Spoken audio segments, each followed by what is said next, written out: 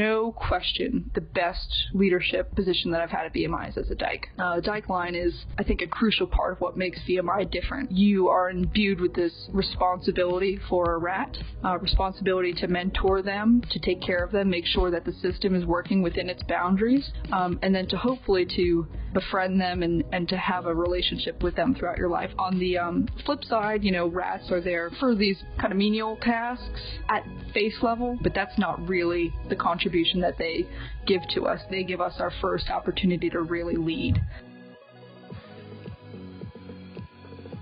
Welcome to the VMI Center for Leadership and Ethics Leadership Journey podcast.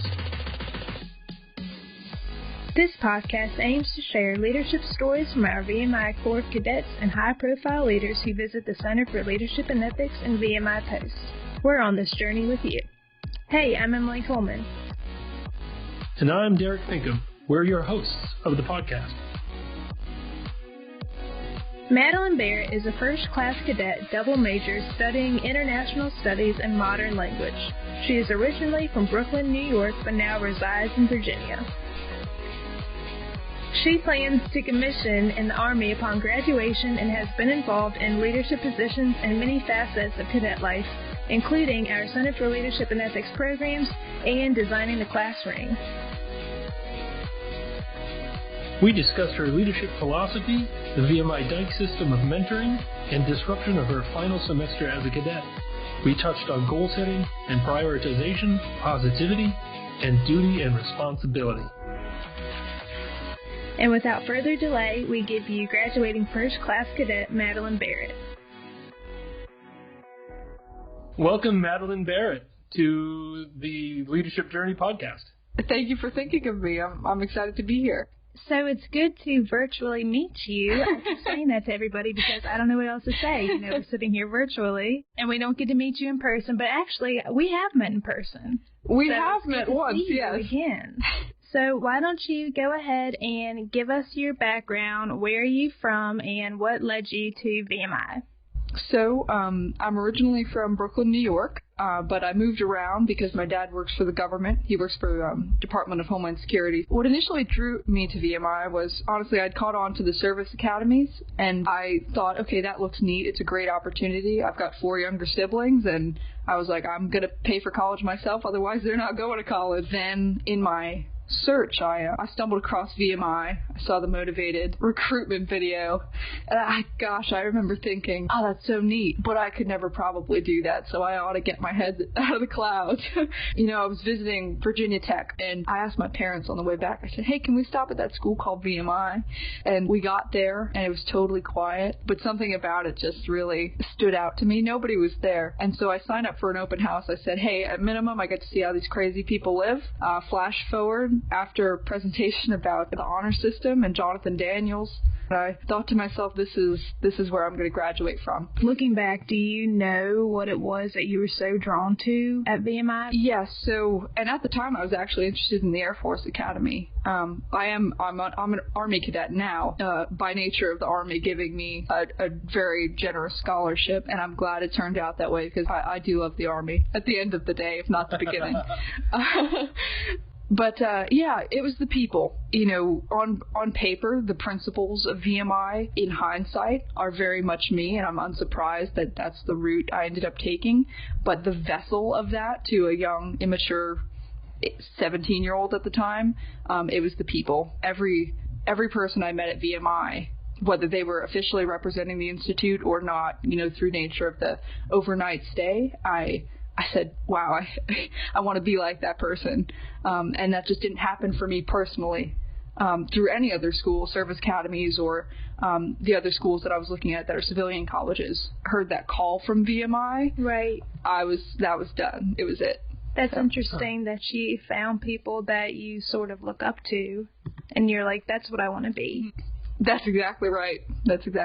So what kind of leadership positions are you involved with at VMI? So I've had quite the diverse set of leadership roles at VMI. I've really dabbled in everything I could get my hands on. I'm very familiar with the work of the CLE. Yeah, what specifically have you been involved in? Oh gosh, tons. So when I was a rat after I broke out, one of my favorite corporal actually said, hey, we've got this ethics debate team that I think you would just be a shoo-in for. I think you'd just love it. So I started showing up, if only to, make him happy at first.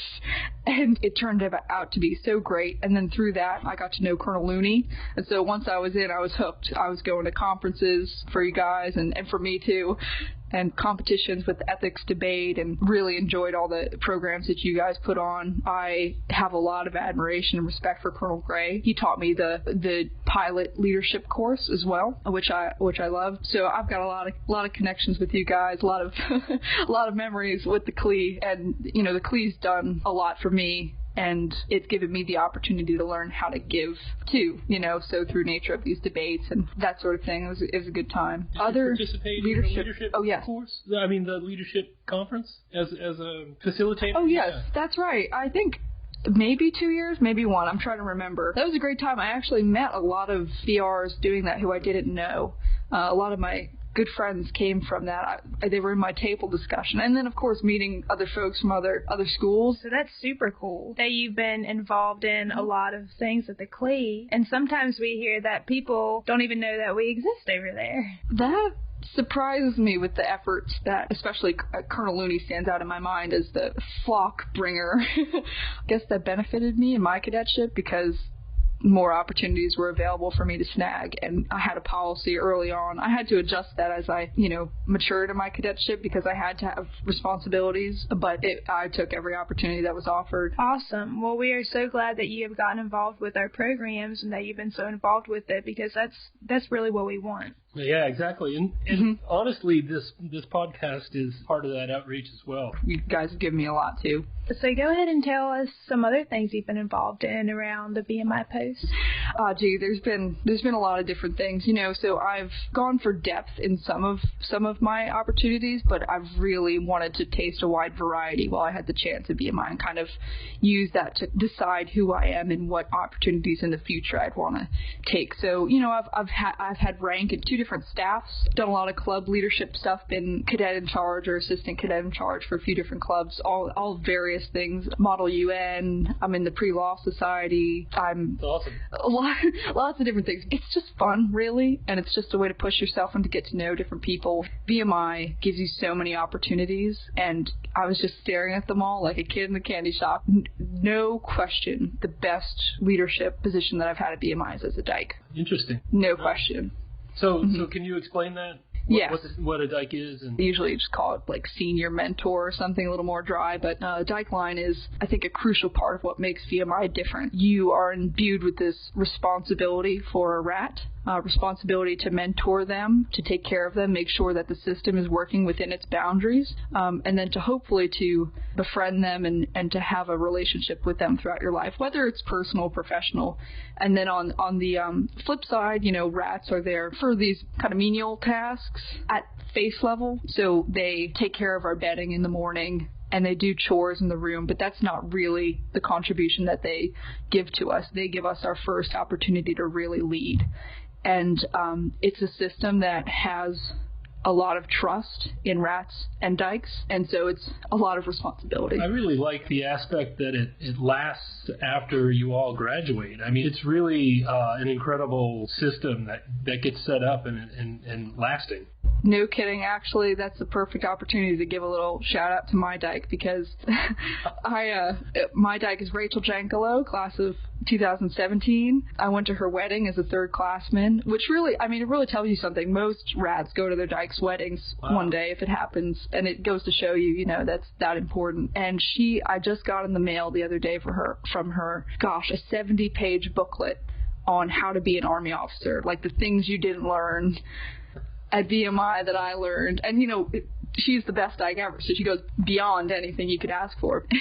It just blows me away. She's still taking care of you. No kidding. My first day as a first classman, I got a letter from her in the mail saying how to be a dyke, little guidance. So, and whenever I have a question about life or the Army or really anything, I go to her. Awesome. That is awesome. Now, I want to talk about you being your class historian and, not to mention, the ring designer. That is so cool.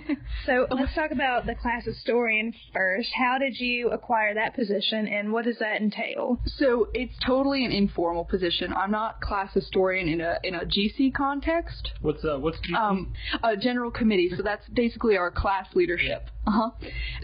I just got that role by nature of I'm a total nerd, and when I learn something cool, especially about VMI, I really want to share it. And who better to share it with than your BRs? So that did start with the ring, and then in quarantine, I got to thinking we can't be the only class who's had a delayed or alternate graduation. So I love to reach out to Colonel Gibson at the VMI Museum. He is just awesome and very passionate about what he does. In the program, the official designer, but Madeleine Hassler, also named, go figure, same name, she had an equally important role in that, and it was a group effort. There were a lot of people who contributed to the design, but that's one of my proudest I'm wearing it now, one of my proudest moments. Yeah, awesome. So can I ask you, what was the process like in designing? The moment I saw a VMI ring when I was in the system, so it didn't really stand out to me when I had come to visit, for example. I was like, oh, that's cool, it's a big ring or whatever.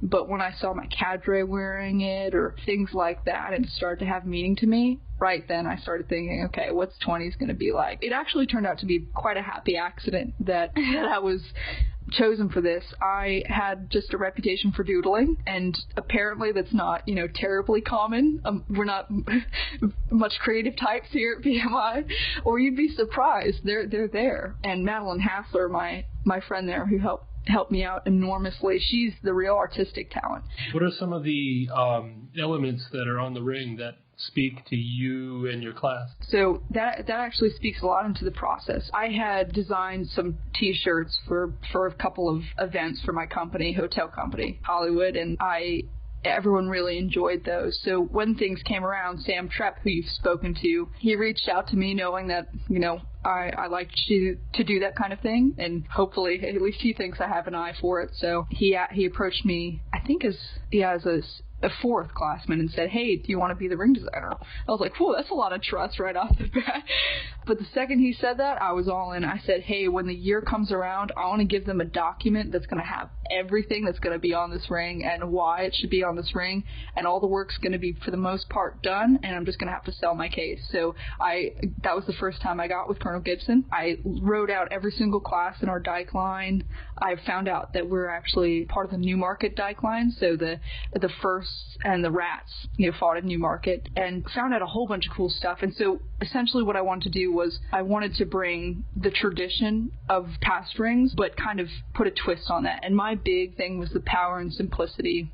Colonel Gibson, one of his big points to me, he said if he could give any advice would be, these rings, as the technology has become more capable, have become cluttered. They've become kind of full of things, and people just throw things on there just because they can. So I kind of wanted to encourage our class to bring in more classic designs at the beginning. And that all started with the first ring, which had nothing on it. It was a signet ring, just little thing on the pinky, and it just said mitzvah.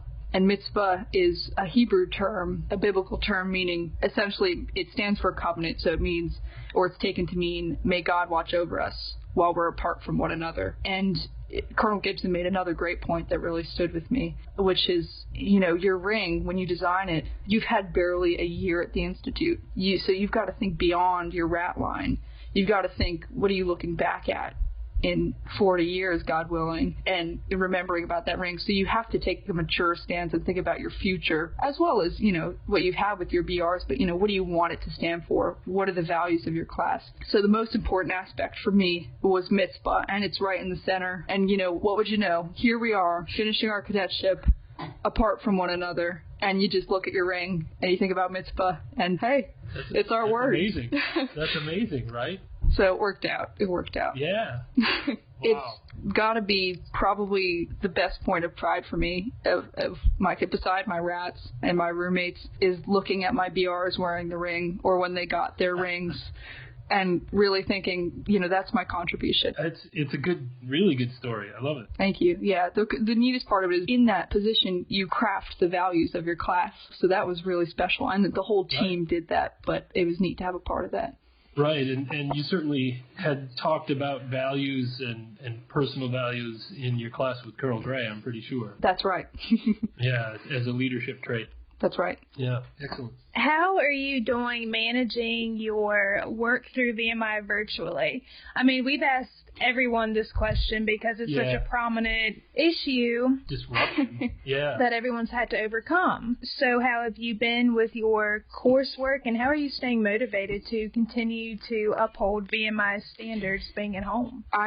I'm fortunate enough where my course load was very light this semester. My main concern was finishing my honors thesis, which has been a monster of a project I've been tackling for 2.5 years now. Despite the double major and minor stuff in the honors program, I've had quite the retirement. What advice would you give to other cadets working from home virtually, having to uphold VMI standards, having to stay motivated, who might have more coursework, who aren't graduating yet, who still have a long way to go? What would be some advice that you would give them? I would say in terms of practical advice, I think that it's an exercise in self-discipline.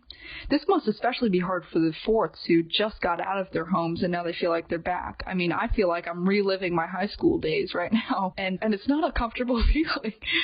So a disciplined schedule that includes exercise and eating well and, just those cliche things like just drink a lot of water or meditate. Honestly, I think any of that helps. VMI teaches you discipline. I tell this to rats who are becoming fourths every year that I've seen it. VMI teaches you discipline, but it's up to you to get the self-discipline. It's not given to you. Discipline's easy to give. So that's the key, and just staying focused on what's your goal. What are you hoping to get out of it? And, I've really taken for me personally, I've really taken the stance of I want to use this time. And there are a lot of blessings in it that I, might not be so natural to realize at first, especially for me going off now. This is my last time I get with my family ever like this again, probably. Just keeping that in perspective. So what has VMI taught you so far in regards to your leadership experience, and how is your definition of leadership kind of molded throughout your years at VMI? It's a gradual process, but when you look back, you can see the watermarks of each stage. And, there are things that we hear throughout our 4 years that, you just hear them ad nauseum.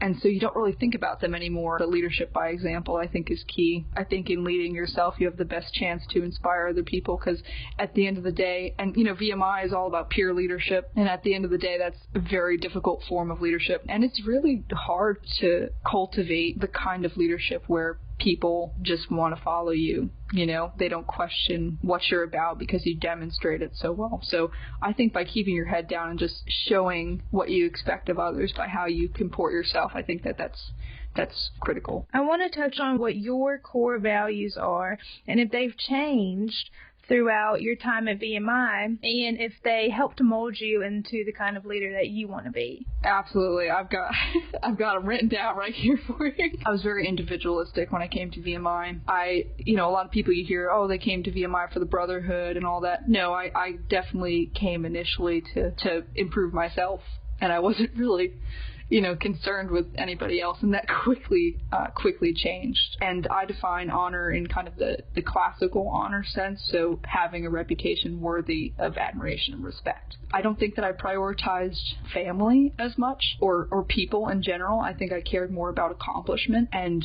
outward signs of success, and VMI has just really helped me refocus myself and realize when you get to the end of your life, you could have slaved away for a job for however long, and it's really not going to matter in the grand scheme of things. Generally, it's different. You needed to take fulfillment out of your work, but at the end of the day, the family that you're born into and the family that you build, I think, are critical. That's good. Absolutely. That's awesome, Madeleine. I really like that you have those. I like that you reflect on them and you use them for yourself and in your future and in your leadership. Thank you. I think I'm naturally a self-reflective person, but VMI's also given me tools to just write it down. Right.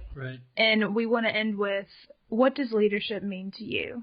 Leadership to me is primarily about having your house in order first, knowing what you're about, what you stand for, and demonstrating your values through your actions. And I think that that's a very natural starting point for people to want to follow you because, what is that textbook definition of leadership? It's about influencing others to accomplish a mission. But, you can have this influence in all sorts of ways. Even if your values are different than somebody else, you can look at someone who is different than you for the most part and still respect them for it and want to follow them. One of our taglines is, we're on this journey with you. And I don't want to speak for Emily, but I get a lot out of talking to cadets about this. Oh, absolutely, because we have totally new perspectives. Derek and I did not go to military schools. No, I went to the exact opposite school of VMI, which is Bennington College in southwestern Vermont. So. And I'm from here.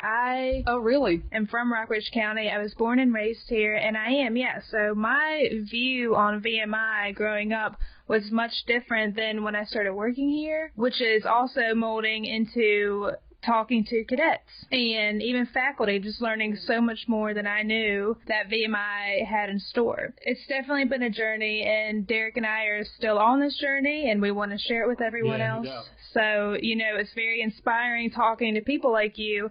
I feel like you are super admirable. You seem very motivated. You are very driven, and you're really optimistic. So It's been really nice hearing your responses. You have to have some reflective practice to see how you're doing. Absolutely. Right? I mean, it's mindfulness. Yeah, it's a mindfulness in maybe a way that one might not expect, I think. Right. How are you going to get to where you want to be if you don't know where that is you want to be? Or where you've been. Right. And they change. They change all throughout your life. Oh, I love that Eisenhower matrix of urgent versus important. I've got a stack of empty ones on my desk, like little printouts. And I mean, every couple months you just slap it out again, and it's it's different than the time before. Colonel Gray will be happy to hear that because he loves that. Yes. I know. I was going to say this is going to be Colonel Gray's favorite interview. I love Colonel Gray, so there you go.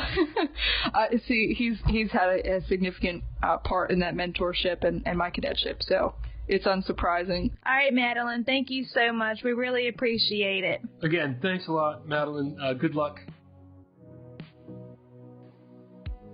The Center for Leadership and Ethics would like to thank the following: Cadet Caleb Minus, Class of 20, for the intro and backing music. Find more of his musical stylings on his Instagram page, @MinusOfficial. That's @MYNUS Official. Colonel David Gray, United States Army, retired, Director of the VMI Center for Leadership and Ethics. And of course, as always, our podcast guests. Find this podcast and other CLE programming information on the VMI Center for Leadership and Ethics website, and try our YouTube channel. Follow the VMI Center for Leadership and Ethics on Facebook, Twitter, LinkedIn, and Instagram accounts. See you next episode of The Journey. Thanks for tuning in.